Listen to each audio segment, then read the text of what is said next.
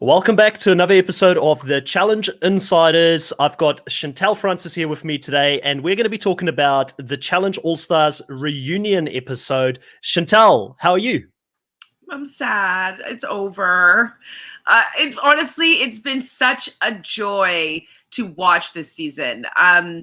We talk about it a lot, or I talk about it a lot, is how much I really appreciate seeing these people that have been on our screens for the last 20 years coming back and giving me what I love about the challenge.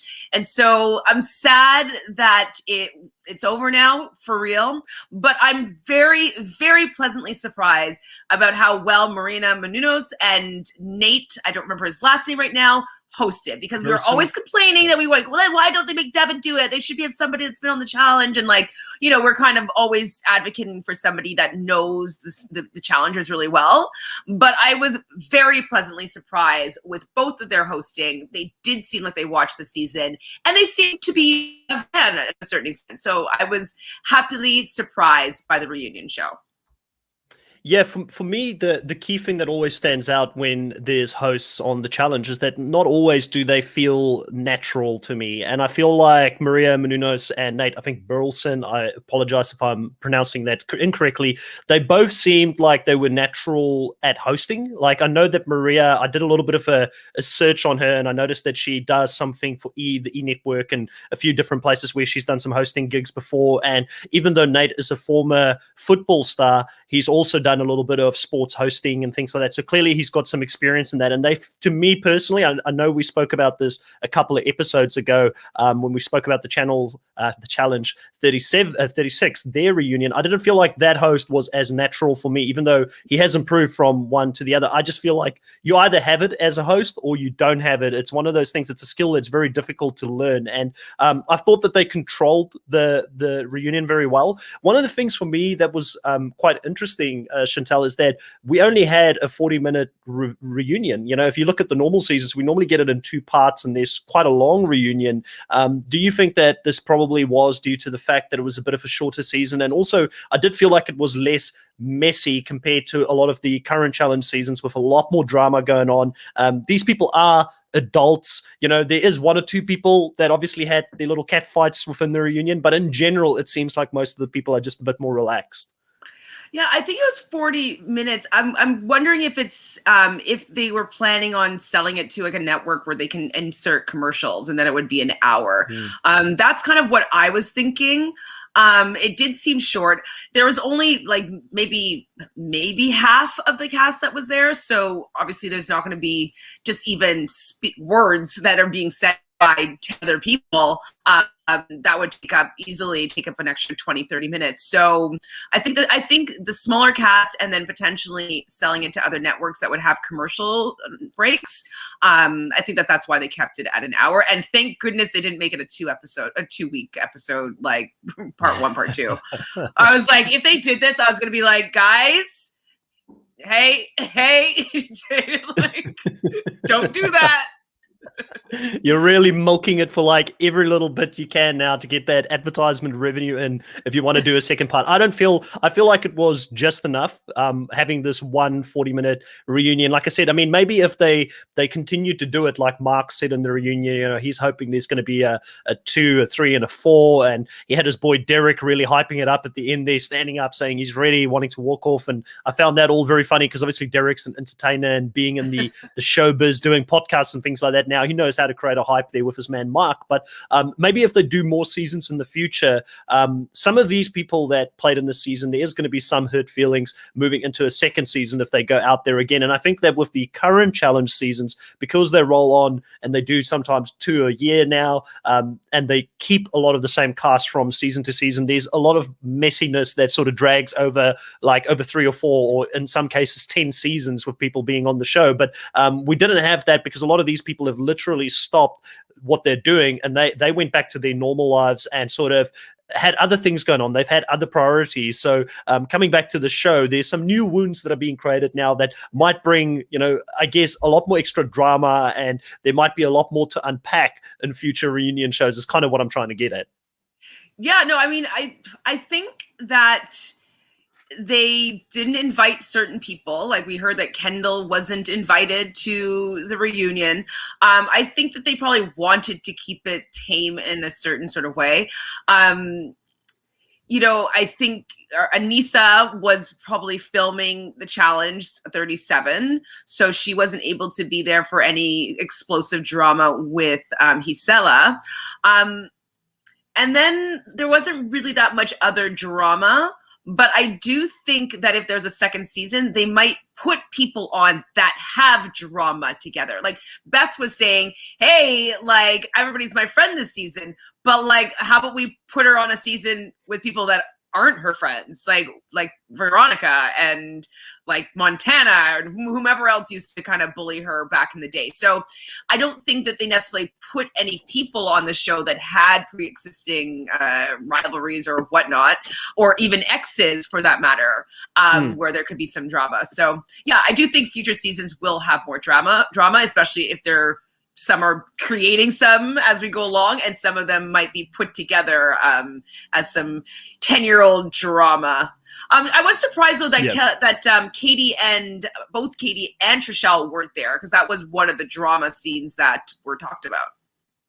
Yeah, 100%. And I was going to mention this as well, that a lot of the people that the drama revolves around within this reunion, they weren't there. So Katie wasn't there, Trishelle wasn't there. Like you've mentioned, we didn't see Anissa there. We didn't see Elton there. It literally almost is. Every single person that was involved in some sort of drama wasn't there. And I found it quite interesting that they weren't there. And like you said, a lot of them didn't know each other. Yes, revealed even in the reunion here. And for some people, they may have known it. Me as a newer fan coming into this, I didn't know it. Yes, didn't really know anybody. And he sort of got to know a lot of people, which makes his win, in my mind, a little bit more impressive, because he had to come in with no pre-existing relationships and work his magic to actually get in there with people and not to be put into an elimination, and then work his way to get to the final and actually win it. So I think that's pretty impressive in itself. If you come into a season like this without that pre-existing relationships, you would have thought that that would carry people to the end and they would sort of look after each other.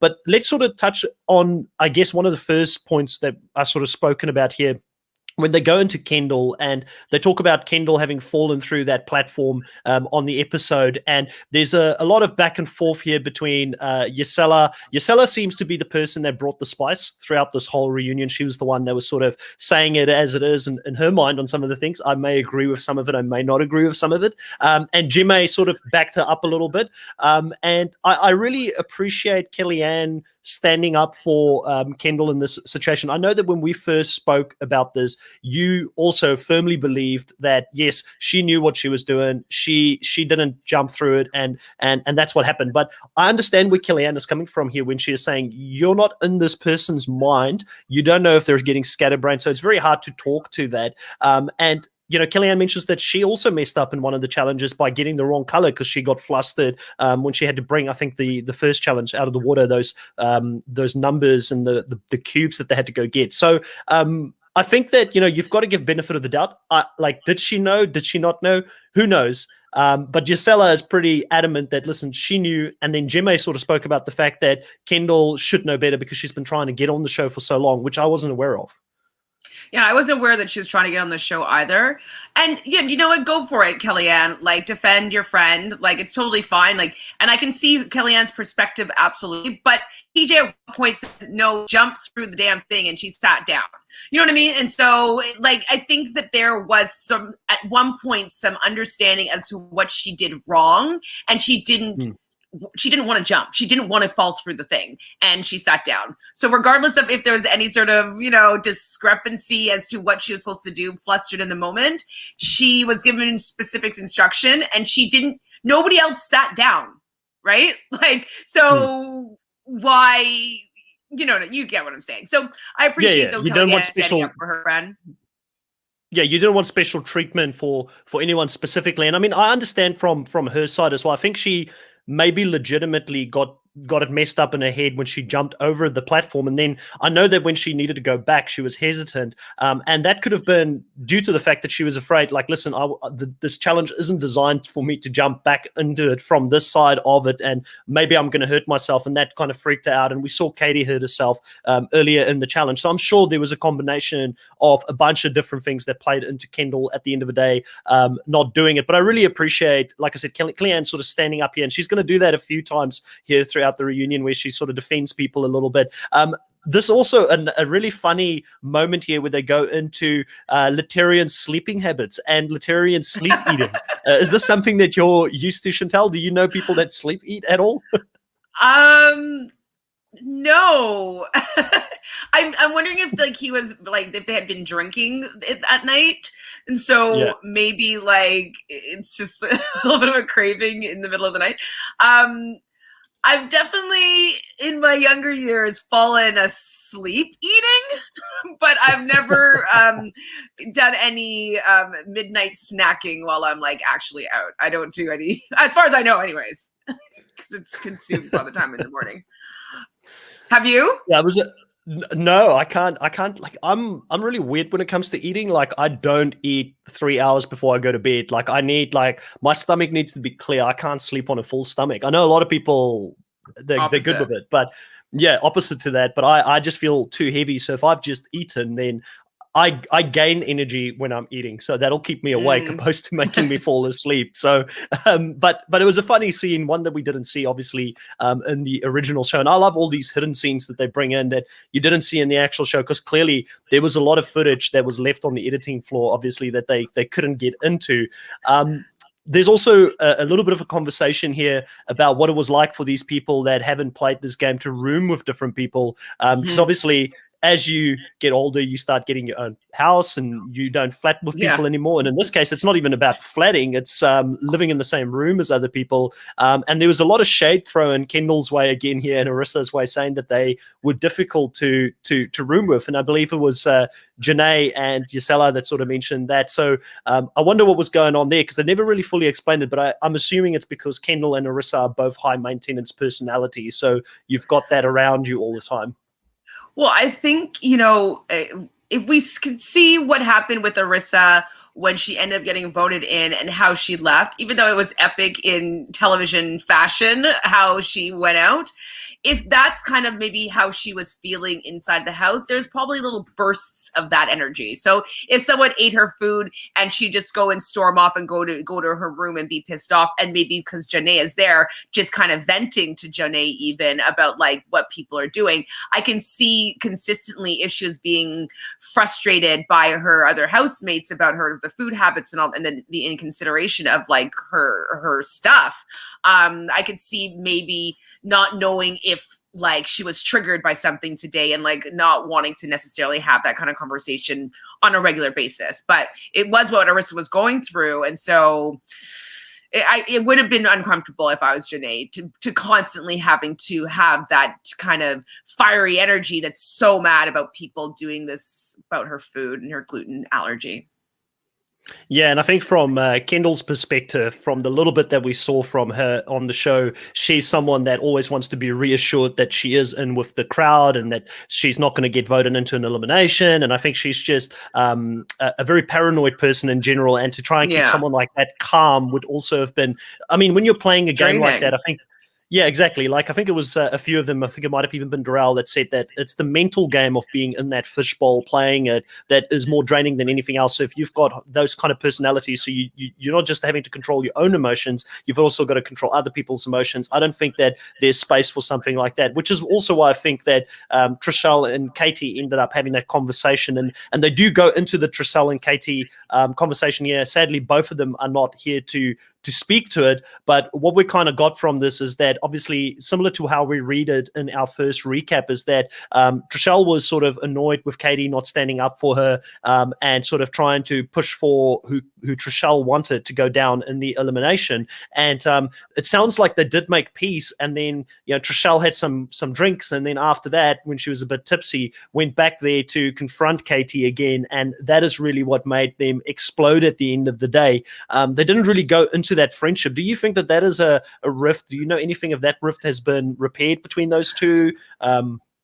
I have not heard if it's going to be repaired, really. I do think that Katie said it right, that people do grow apart. If they were living in the same city, maybe they would be able to mend it, but I don't think they do. And so I don't think that they have a solid enough friendship to be able to mend it, really. I think that they could be cordial and maybe in time, but I don't think that they're running to make amends with each other at this point, because they're capable of living life without each other. And it seems as though the relationship they had has some like toxic, like, foundations that they would have to really go back and resolve, like years of like not treating each other well. And I don't know if they want to put in that work. I don't know if it's worth it. Yeah. I definitely felt like there was more to it than just the show, and they went into how Katie or how Trishelle treated Katie in the past, and there's a lot more there than just what happened on this show, and I think it's really difficult to unpack. That's why I kind of wish they both were there, so we could have gotten a little bit of, so get a little bit more of insight of what actually happened there.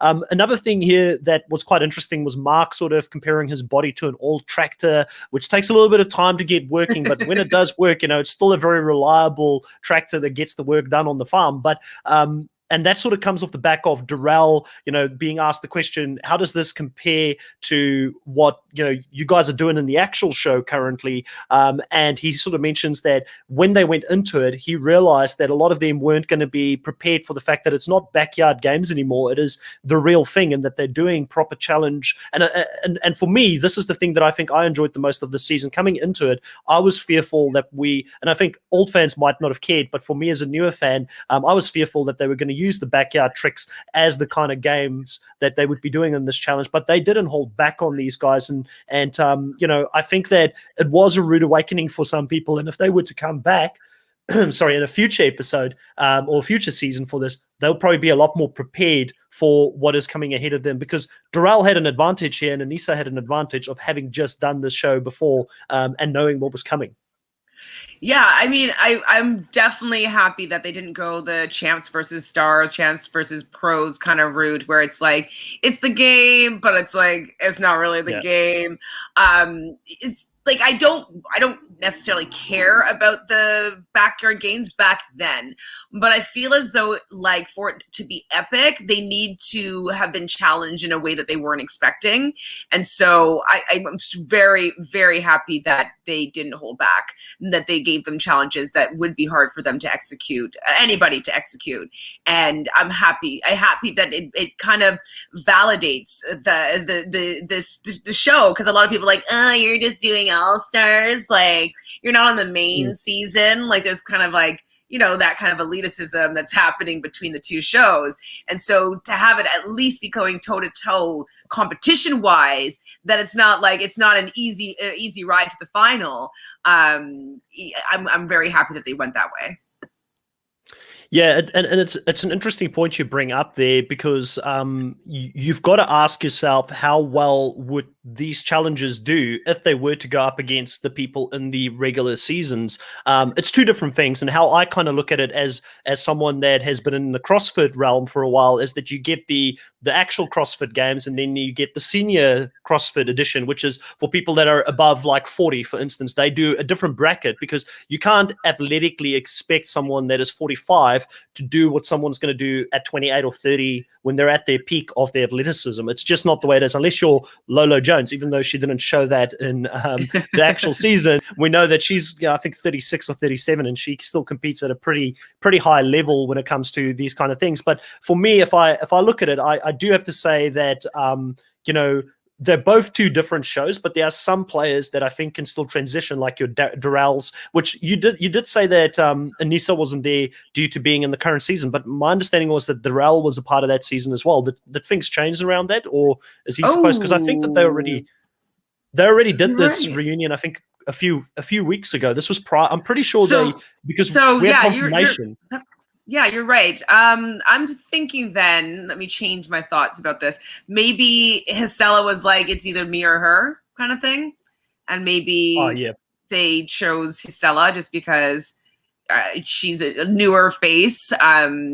And we just saw Aneesa on another reunion recently. So, maybe it was a me or her type situation, because I thought that they kind of amended things, but she was still really hot on how much she disliked what Aneesa did. And I still don't see it as that bad. Like, yes, okay, I don't appreciate anybody lying to me, especially if it's my friend, but it's all in a game. And even if I was really pissed off, I'd be like, okay, I'll just remember that for next time. But I don't think I would let it tear apart my friendship completely for them making a new decision in the moment that ended up benefiting me greatly. So I don't know. I think that she's holding on to this resentment for, I don't know, for relevancy. I'm not sure why, but it's just kind of, I wasn't for it. I was kind of like disappointed that she didn't take the high road there and like being like, yeah, we mended fences. Like, I really didn't like what she did, but I understood where she was coming from. And I support her as my friend that was just really trying to at least get to the final. Where's the kindness there, empathy? Yeah, I agree with you. I mean, if I've been friends with someone for more than a decade, like they have been friends for, I believe, more than 10 years,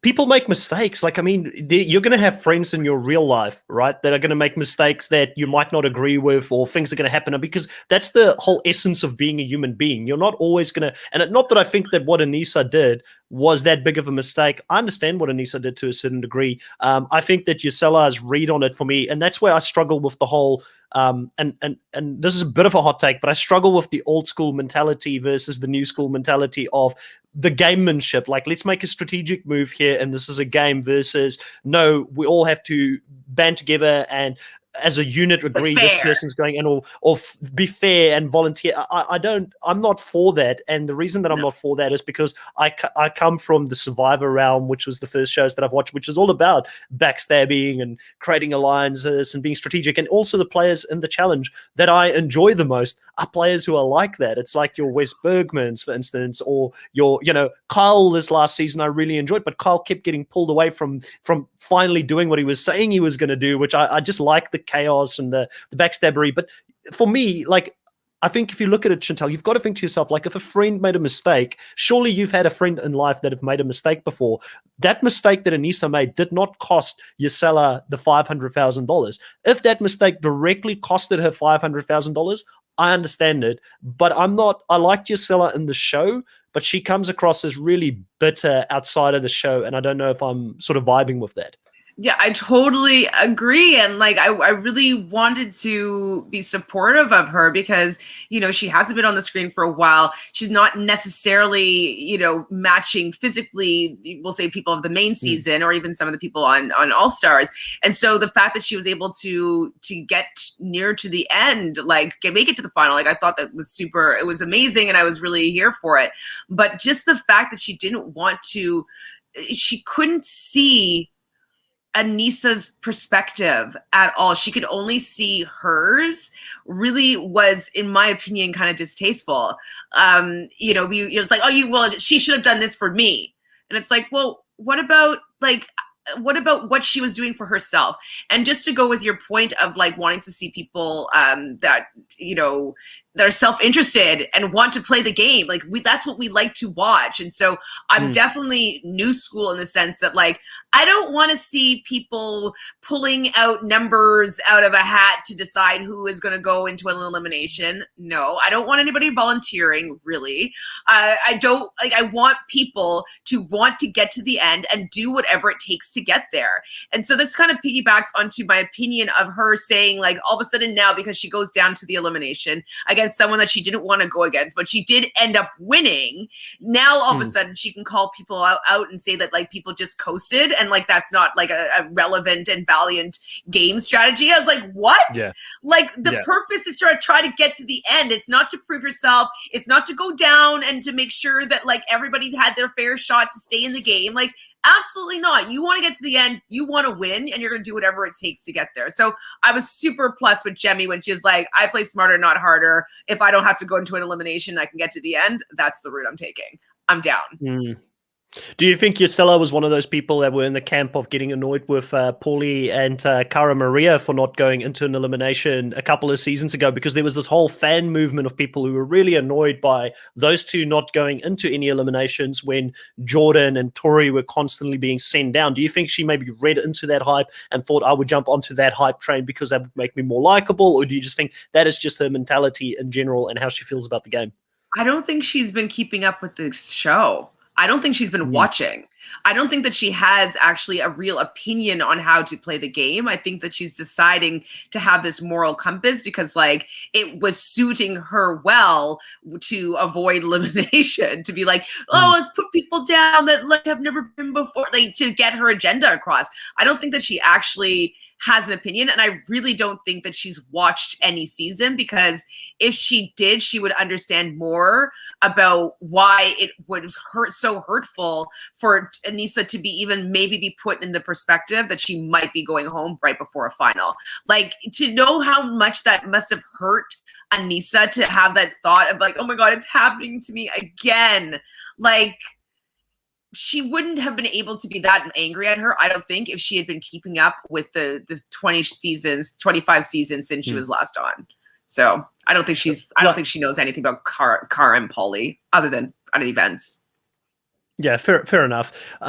Now, the other thing, I mean, we've gone in really hard on Gisela here on a few things, but the one thing that sort of, I think we should give her credit for is the elimination where she does end up breaking her tibia and is it a tibia and a meniscus? So yeah, so with that, her staying in the game, Big Easy got pretty emotional about the fact that, she's stuck in there. And I mean, getting that type of injury and still being in a brace right now, months after that sort of happened, it gives you a real understanding of how much of a disadvantage she was in running that final, and the fact that she, with that broken, leg that she had, still went out there and tried to do it.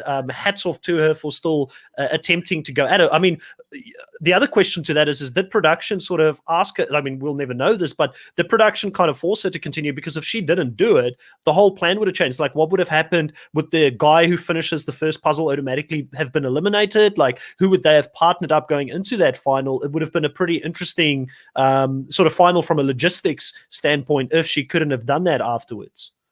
Yeah, I mean, maybe, yeah, that might have been what happened, is that, like, if you don't finish, the guy that doesn't finish the puzzle is out, like, maybe. So maybe Easy would have been out right from there. Yeah. Easy was last, so, right? Yeah.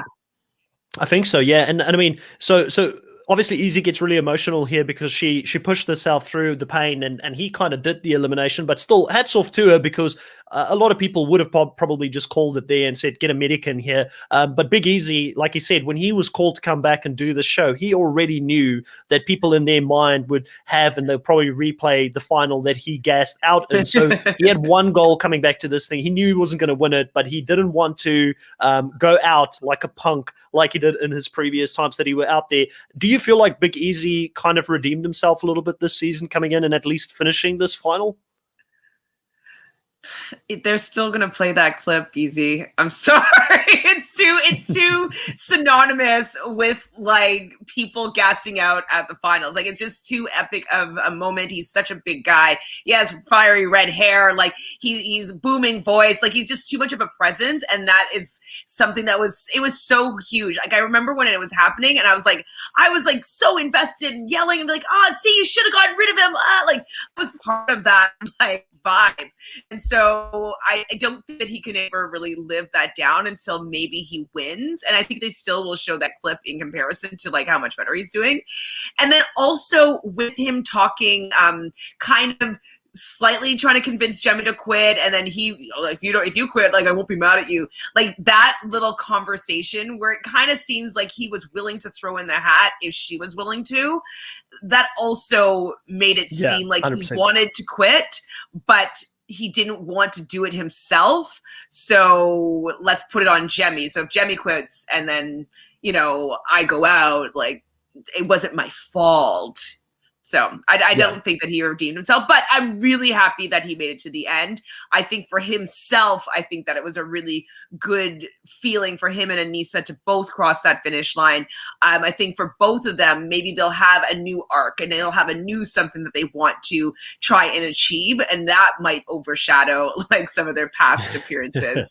But this one, I don't think it did anything for anybody else, but for him, I think it was a big plus.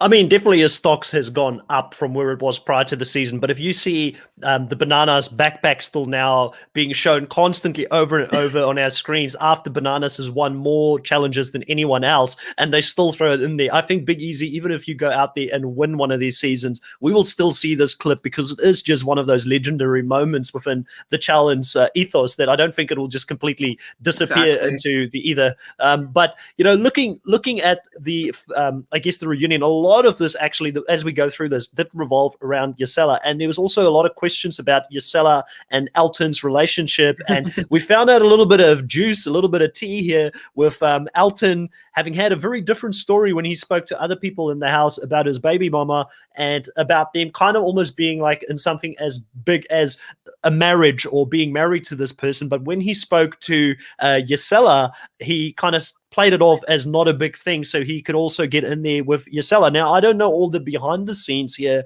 but it sounds like Elton was doing Gisela a little bit dirty here by the sounds of it, and it's kind of against how his character is portrayed within the challenge ethos. And if you look at the season, he came across as being this good guy, but this is not a good guy move if this is true, you know.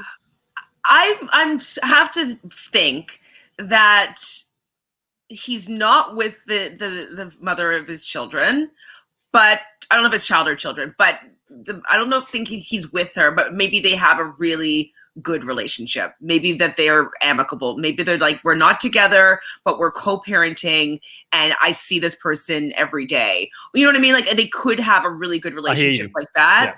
Yeah. Because they were mentioning that he was calling her by name, and like I'm sure that he has a lot of love and respect for her, and maybe for whatever reason they weren't going to work in a relationship together, but they want to come together as co-parents. So I don't think that he was going out and being, you know, kind of smarmy and like, you know, cheating on his wife. I feel like that story would have come out if that were truthful. I think that they have some sort of understanding, and from what I see now as well, Elton and Gisela are claiming to be together because like there was a kissing picture of them on Instagram, and she like said something like, "See, it's true. Like here, you got it. You guys were asking for it. Here's the picture." And so there's a picture of them kissing, and that was recent. So I think that he was being a gentleman still. Oh, that's good. That's good to know, because he came across as a gentleman in the show, and he seems like someone that, you know, is just very respectable in general. So I would have been a bit heartbroken if he had this front on the show, but then he was someone completely different. And then obviously, like we mentioned, the reunion happened, I think, quite a few weeks or maybe like a month or 2 months ago already. So things might have changed, because on the reunion, Gisela said that they were calling it a break for now because they live in opposite sides of the country. It's kind of hard to do the long distance thing. But if they actually did find a way, because Gisela did say in the reunion she is open to more with him if it sort of goes down that way. So it's really cool that they do end up together, and that there's something really positive that came out of that relationship, at least on the show. Now, they also talk here to Yes and ask him what it feels like to have won the show. And Yes goes into the fact that, you know, he's as an architect and someone who's fought for a lot of social justice cases in regards to, I think it's affordable housing he mentioned there, and a few other, you know, sort of causes that's close to his heart. He feels like he's now in a position of privilege where he needs to give back and sort of be a spokesperson or a voice. I do feel like Yes is, in hindsight, probably one of the best people that could have won the show, and probably is going to put some of that money to good work. Like, obviously, he's put a bit of money into his own property. I didn't really understand, and maybe you can enlighten me on how the property worked. Like, he said, like he had like a lease and he had to like pay towards. Is this got to do with like a indigenous native grounds that he's? That's what I gathered from what he was saying. So maybe he owns his home, but he's paying taxes or some sort of rent or to be able to use the land like on his own choice. Like he's offering that up. But I'm assuming like he owns his home. And so so maybe it's a specific charity. I'm not sure how that works exactly, but I do agree that it was like some sort of indigenous land that he was paying respect to by giving rent for where he was living. Now, Chantal, you said that you don't think that Yes will come back after the previous episode. Have you changed your mind on that? Do you think Yes, if they were to do a second season, do you think he would come back to try and defend his crown? I just don't know if I'd ask him. I know that you kind of come from the school as like if you win, like you should automatically get the invitation back.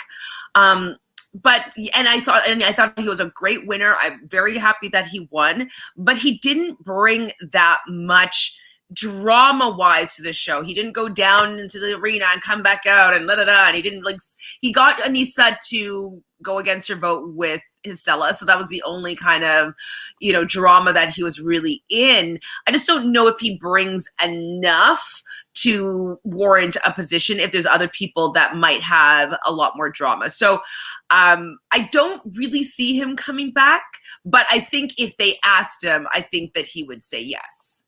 But I don't know if they would ask him.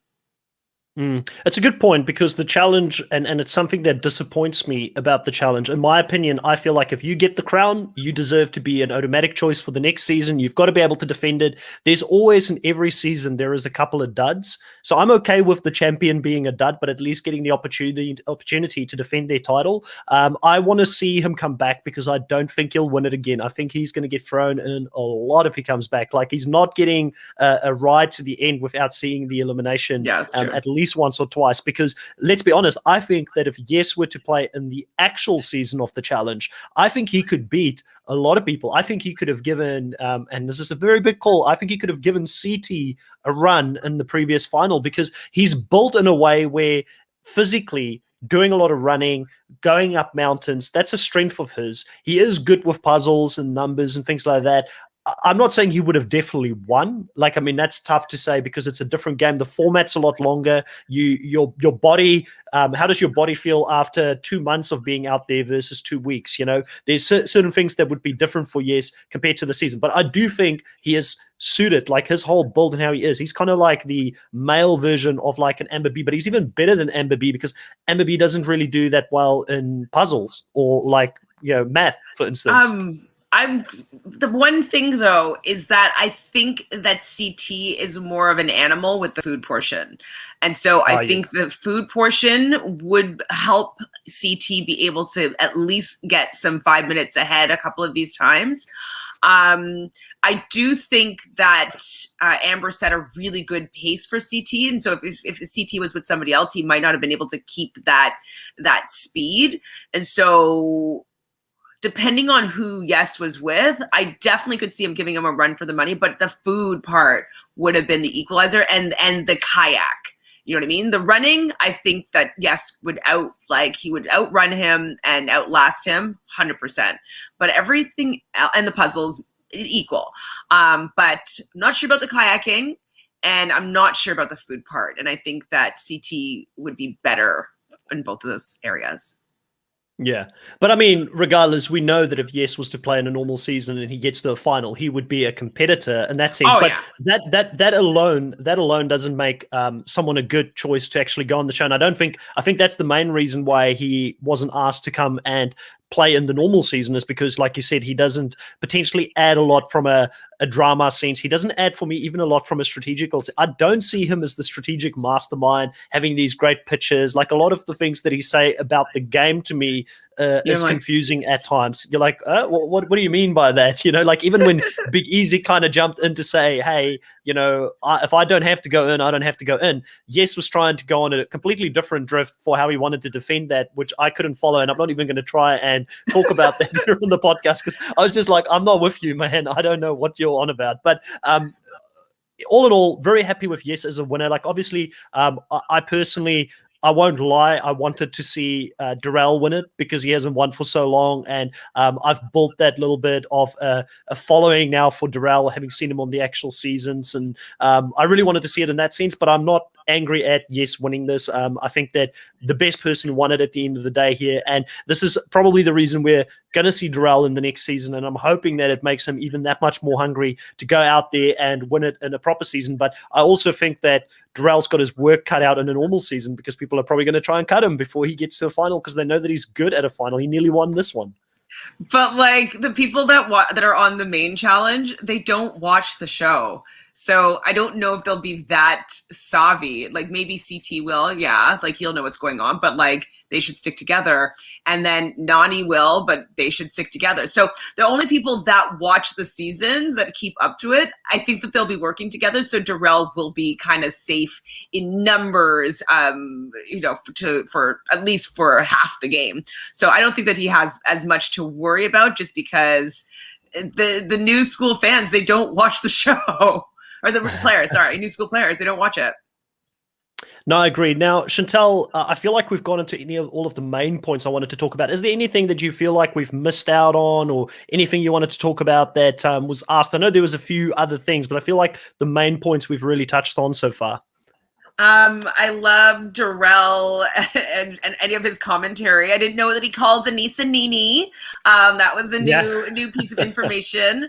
I do like we saw a little moment where he was going into the elimination and she like bends over and gives him a little kiss, like sending her man off to war. I thought it was cute. I mean, they said that they don't think that anything's really going to come out of that, but I did like seeing a little bit more of those moments. I wish that we had a clip of Alton sucking the stinger out of Bev's toe. I'm not sure why I need to see that, but I do. And I love Nate's impersonation of like Alton, the Alton man coming to suck the toe. He's standing up there like some valiant soul, like hero. I thought that was funny of Nate. So those are some points too. Yeah, and then the last one that just sort of came to mind as well is the unlike relationship between Jimmy and Tech that we never saw happen on the show. And also Jimmy throwing a little bit of shade there to all of the men that are on reality TV, saying that she would never really date someone that is on reality TV, I thought was quite funny as well. Well, I think that, Jimmy definitely doesn't like any clout chasers. So, I've seen some clips of her at like Mark's birthday party being like, there's like, are you the one people over there? Like, we don't want to hang out with the clout chasers. And so I think that there's a certain element of some of the people on reality TV that really use their celebrity for their own personal gain. And if I'm not mistaken, Jemmy actually comes from a wealthy family. So she actually does the show because she enjoys it and enjoys the chaos and enjoys the strategizing. Not because she wants to get famous, it seems. And so that could be why she doesn't necessarily jive with some of these reality TV contestants, because if they're not like her and want to just come on because it's fun, it's kind of, I don't know. It's like, I don't want to ever date an actor. I'm just like, nah.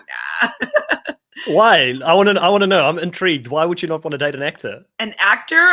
Well, because there's a lot of insecurity within like the industry. Like you don't get picked for like gazillion parts. You get really close to things. Like I wouldn't really want to have to continuously, build somebody up about like their career. Like it would just be kind of a headache. I've already had to like keep my head on straight about the industry. I wouldn't necessarily want to be commiserating about my career with my partner. Like it just seems miserable. So I would rather somebody maybe in the industry and understands like understands it, but someone that's also an actor, it just might not be great.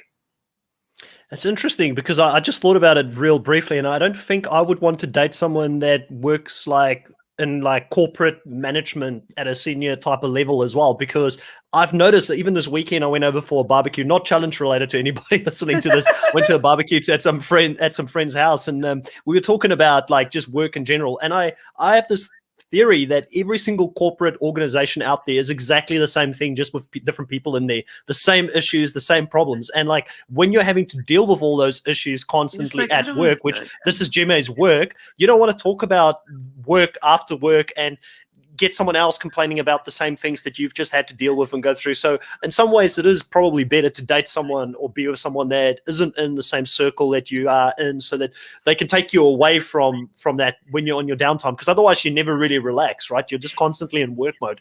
Exactly. And so like if she's also feeling like some of these people are only doing it for clout, it just would be like, I don't want to be talking about the challenge and what scenario we're gonna do so that we get called back on again. Like, I don't think she just wants to be consumed by reality TV, you know?